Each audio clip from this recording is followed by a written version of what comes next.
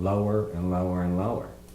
You've already given us so much information. I have a couple more questions. Do you mind if I ask you these? Go ahead. Okay. So you talk about reserve, but then there's also this whole other issue with gut flora. And now it's interesting because on TV commercials, you're hearing, did you know your gut flora is about 80% of your immune system? Like, that's new news. Right. How important is gut flora in healing chronic illnesses? And notice I'm using the word chronic illness. I'm not just saying Lyme disease, cancer. I'm just saying chronic illness in general. Right. I mean, when we're looking at the digestive tract and we're saying that's by far the largest organ in your body, you know, and it's your power plant. That small intestine's supposed to take food in. It's supposed to cause, you know, electron production. I mean, it's really supposed to cause this electrical force that drives your body. That's why people did cleansing, and that's why people did colonics, and that's why people did fasting, because they knew if you took the load off of this muscle, you'd be able to regenerate it quick. It's the fastest regenerating tissue that you have in your body. I mean, it's built for power. However, when it doesn't have that 4 to 6 pounds of bacteria, or at least normal bacteria that it's supposed to have, it can't generate the amount of power that you need it to. And for me, that small intestine, besides the nervous system, is by far, you know, the most important, because that small intestine is going to be the muscle that's going to generate electricity for me. Just like skeletal muscles, when you go exercising, these are like rechargeable batteries. You go exercise so that you can get more energy, only because you're causing more, we'll say, workload in a muscle, and it's going to hold more electrons. It's going to produce a little lactic acid, but that's going to hold more electrons. And then small intestine is this massive bicep that's going to produce a whole bunch of electrons for you. It's going to house that 80% of your immune system for you. And if it's a healthy tissue, it works really passively. It doesn't really ask too much of you. You put some fuel in it, and it's going to give you all of this production out of it. However, in chronic illness, it's always one of those organs that is compromised, because if it wasn't, it'd be really hard to believe that you could have chronic illness. Mm-hmm. Because if you have that at 80% of that immune system just sitting there, and you get exposed to something, you're going to get a fever. Right. Right? It's going to burn it off. You're going to get that innate ability to say, I'm just not going to eat today. I'm going to decide that I'm going to throw up all over the place and have diarrhea. I mean, it's really going to be kind of the front guard at the gate saying, no, this just isn't going well. It's really the separation between what is you and what isn't you. And it's going to be that guardian saying, I'm not really going to let you pass that front door. Mm-hmm. And if I have to go and call on my friend the brain or the nervous system or the immune system, then you're not going to like that. But I think that's where food tires that out. I think that's where stress tires that out. I think that's where toxicity tires that out. So we kind of lose that first guard at the gate. And people say, you know, they're like, they come in and I say, what do you eat? And they say, oh, cheeseburgers. They say, well, I don't feel bad because of it. And I say, well, you don't feel good. Mm. And I think that's really hard, because people want to be bleeding in their bowel movements before they say, well, something's wrong in my digestive tract. And we run a bunch of thermographies, of course, in the clinic, so that I get to look and I get to see, is this normal or isn't that? And just like a stool test. And you don't really see a chronic person with chronic disease where they have a normal flora or they have a normal heat production in the small intestine. It's just one of those things you don't see. So I'm going to kind of wrap this up with a question about chronic illness in itself, because I use the word chronic illness when I'm talking about cancer and Lyme disease. And there are so many misconceptions now about Lyme disease, because according to the Biological Medicine Network, it seems like it's pan-epidemic. They're getting more calls regarding Lyme disease than cancer now. So in your mind, how do you differ from an LLMD? And how do you view Lyme disease? I mean, I think it's another thing, and I like the way you describe it, because it's just the newest kid on the block in chronic disease. You know, I don't think it's this, and of course, I mean, I see a lot of people, but if you have a chronic infection, you don't really care what the last name of that is. I mean, if you have chronic disease, you don't care what that is. I mean, they're all basically the same problem, which is, for whatever reason, there was something going on in your body and you didn't respond the correct way, and now you're really into it full body, kind of, in a sense that it's full body. And I always respond because people say, well, then I'm going to do this protocol for this spirochete. I'm going to say, okay, that's okay. I think that's a good idea. You know, are they saying I'm going to do this Rife machine for this spine? I'd say, okay, I think that's a good idea. But then once you go ahead and you go and kill off that spirochete, or maybe you're not going to get them all, just like a cancer cell, you're never going to kill them all.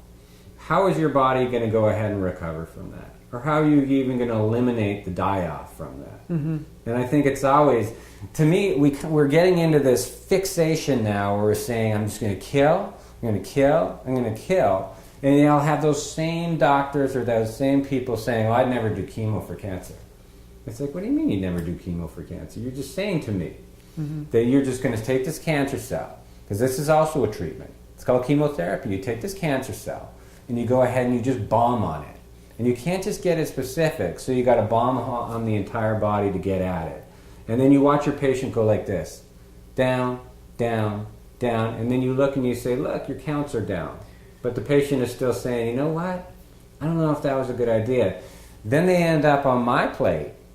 It's like, you know how much building up you have to do just to get that person back, where they're saying, I didn't mind that tumor before. I really mind the way that my body is now because I don't have any quality of life. And I think Lyme disease, it's going to go through its little thing that it has to. And I really, you know, I'm encouraged by the amount of information that I see out there. I'm encouraged by the fact that patients, I think they always start in this, we're going to kill. And then it's blogs like yourself where I already see some of the paradigm maybe shifting a little bit away from the spirochete and a lot more towards like the reason why that spirochete's having such an impact. Because a lot of people have spirochetes. Mm-hmm. I mean, that's what Europe loves to say. Mm-hmm. And Europe is like, hey, we have lots of forests. We don't have this problem that you guys do. And I think that's because there's just people are different. Just like mercury. Like everybody has mercury, but it's a problem in a certain subset of people. Well, and that's what I try to say so much on my blog. I say, how do you win a war when your soldiers are toxic, starved, exhausted, and just down? You can't. You can't just go after the kill. And that's how you've changed my whole perception about the illness that I'm going through. And I feel like why I've made such enormous strides, because I didn't follow that modality anymore, because it wasn't working. And I feel the same way about cancer, because I see it all the time. When you see a cancer patient, after they do all that chemo and everything, they are down. Well, we know it's not working. You know, I think that people can look at that. Mm-hmm. Just like you can go ahead and you look at cholesterol, because that's another, there's all these things in medicine where we can say, I'm going to pick on this one guy. So for heart disease, I'm going to pick on cholesterol. Mm-hmm.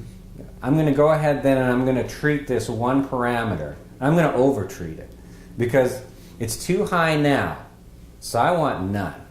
Because that's the way we always think, right? Get rid of it. I don't want to see any part of it. And so you go ahead and you over-treat it. And then you're seeing, oops, just as many people have a heart attack now than me. In fact, it's worse because now we actually cause these liver problems because we have these people medicated for 10, 15 years.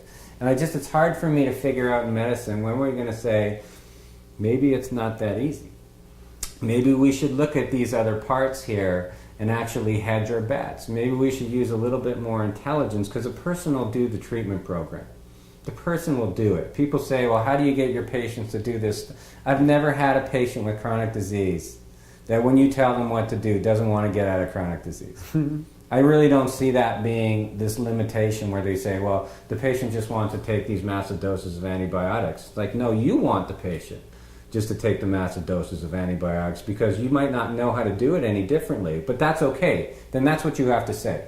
Because I respect oncologists a lot more when they say, you know what, this is what I got.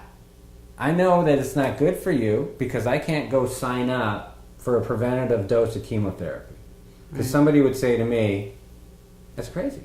Why would you even do that? And I think medicine needs to make a little shift and doctors need to get a little bit more educated in the fact that it's okay that you don't know, but it's a lot better to say that you might not know. And then the patient won't go all out into that one therapy, and you won't hold on to that like a dog with only one bone and say, well, I'm going to see where this patient is going to go, because you can see, and the patient feels it when they're down here, and you then, the only thing that you can do is you can abandon the patient, or the patient abandons the treatment. And it's amazing because that just brings us to the beginning of the conversation when I asked what you meant by so many patients come to you over-treated, because then you have to clean up all the mess that we've done prior to even getting here. But I always find the hardest thing is to re-educate the patient. Mm-hmm. Because the patient always wants to say, I spent all my time and I spent all my money doing this. Do you think it was bad? And I always say, no, it wasn't bad. I don't think it worked. But I think now that you have the education and the knowledge, let's go ahead and let's build it back up. And then let's go ahead and prep you, and you'll see the same treatment that didn't work the first time will work the second time. And I think that's really, I hate to say to a patient that was a waste of time, because it wasn't, because there was this massive education process that the patient went through. Definitely. And once you learn about something, it's not a 2.0 version coming out 5 years later. You have that information. It was a tremendous gift. You'll use it again, and you'll use it for your loved ones. You never look at it as a negative. It's always a positive. And you've learned something more about your health than any person that was not motivated would do. And I think it sucks for patients now, because they say, I wish I never knew about that. And just hold on to that. That's a really valuable piece of information, or that's a really valuable part of your life. You just have to look at that and understand that it is not for a waste. You're going to help somebody, or you're going to help yourself immensely in the future just with that knowledge, if you just open yourself back up and say, I really learned something. I learned a good lesson there. I might have learned the wrong lessons, but I don't think I don't think that ever impeded anybody's health. I think it's when you don't try.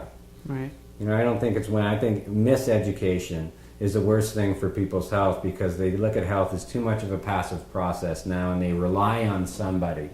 And medicine is saying, please, and you can look at the stats, and every doctor has to be included in that conversation about medicine, and saying, that's your clientele, and they're not looking that good.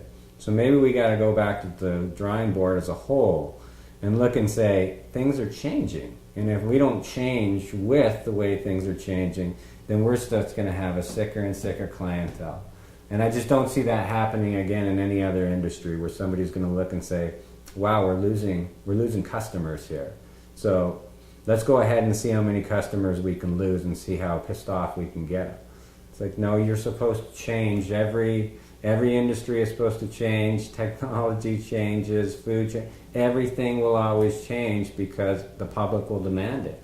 And I think medicine is just one of those few things right now where the public is just not as well informed as what they will be in the future. And the last question I have for you is, what's the one thing that you wish we can bring to America that you feel like we haven't really adapted or adopted yet, regarding a healing modality? Rest. I think there's, it's funny because I get to go look at a whole bunch of other medical systems, right? Because I get invited to do things. And it's hard for me. Nobody wants to come and live here. Besides, they want to come for the opportunity, but they definitely don't want to come for necessarily the lifestyle anymore. Right. And I think it's really hard, because when you're looking at whether it's socialist states, Americans are just, at least North America is all built on accumulation. And because we have technology, we're always busy. We're always doing something. We're always doing something to ourselves. And I think we've really lost those rest cycles that, like, you go to Europe and everybody sits down for 2 hours, for lunch, and they just don't really care, because they're going to get the same house that they had anyways. They're not going to go and buy 3 more houses, because you just don't do that. Yeah. And I think it's just, I think the younger population will probably recognize this and say, well, that's not a very healthy way to live, to keep doing stuff all the time with such rigidity. That we really don't have any time where we're enjoying anything anymore. I think we're just accumulating and doing things. But I don't see a lot of people happy. And I don't see a lot of people like getting into a rest cycle where they feel good. Yeah, I think that's been on my prescription list now. How many times? You keep reminding me. This has been awesome. I am so grateful for you to take the time to talk to us and all my followers. Again, this is my doctor, Dr. Jeff Jobrot, one of the founders of the American Center for Biological Medicine, with Dr. Dick Tom. And is there anything you want to leave us with? before I we think go? there'll be more to come. I mean, this is one of the projects that it's our fault. Really, it's our fault for not getting education out there. It's our fault for not getting exposure out there. And, that's one of our goals in the future, obviously, is patients always come and go, so you always get stuck in the fact that you're treating your patients. And I think there's just an education part that's just sorely missed, that we've done just such a horrible job because we sit in our clinics. Dick and I do, at least, or Dr. Sam and I do, and we're just so busy that we don't have an opportunity. And I just really thank people for the opportunity to actually get out and give some knowledge to people that just, they want it. They're hungry for it. I always enjoy the conversation. I enjoy the exposure, and I just enjoy the opportunities of talking with people and learning different things, because patients always teach me more than I can learn in a seminar from a medical professional, because a patient is always they're always on the newest things. I appreciate the gift. We'll just put it that way. Well, and I appreciate the gift too. And I appreciate you guys spending time with us, with me and Dr. Drobot. If you want information about the American Center for Biological Medicine, you can give us a call at 480-614-5820, or you can look up on the web at thebiomedcenter.com. And we will be putting more videos out there, because the main goal is to help as many people as we can and bring hope back to people. So thanks again, Dr. Drobot. That was awesome. Have a good day.